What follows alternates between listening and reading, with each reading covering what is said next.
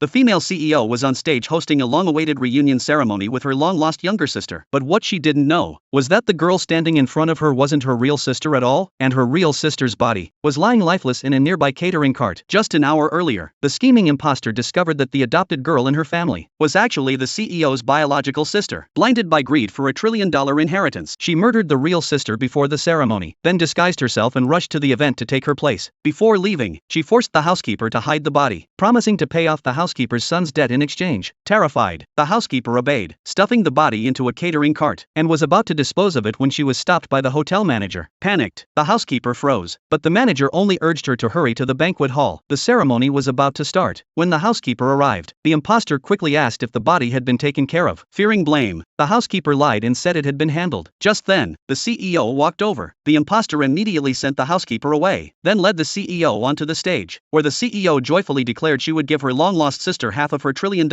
empire. She was just about to sign the documents when a young boy suddenly burst into the venue, interrupting the entire event. He pointed at the imposter and shouted that she wasn't the CEO's real sister. It turned out he was the real sister's close friend. Years ago, when he was diagnosed with terminal cancer and wanted to end his life, it was the CEO's sister who stopped him on the rooftop. She told him about her separation from her sister and encouraged him to live. This reunion ceremony was being live-streamed, and someone at the hospital recognized the CEO and tipped him off. The boy checked the CEO's childhood photo online and confirmed the girl who saved him wasn't the one on stage. Realizing she was an imposter, he rushed to the event to expose the truth. He disguised himself as a food delivery boy to sneak in and shouted out the truth just as the CEO was signing. But the imposter didn't panic. She had already anticipated this. She had bribed witnesses, forged a DNA test, and even stolen the keepsake that only the real sister shared. She accused the boy of being obsessed with her and seeking revenge, using doctored photos of him lurking outside her house. Faced with such strong evidence, the CEO began to doubt herself. Wanting to make up for the years they'd lost, she went ahead and gave the imposter half the company. The imposter sneered coldly at the boy, who collapsed from anger and coughed up blood. To tie up loose ends, she and her mother began plotting to silence him forever. Just then, a wealthy playboy suddenly appeared. He had overheard their entire conversation and offered a deal. Rather than constantly fearing exposure, why not work with him to take full control of the company? Seeing her hesitate, he handed her his business card and gave her 3 days to decide. Meanwhile, the CEO started noticing strange inconsistencies.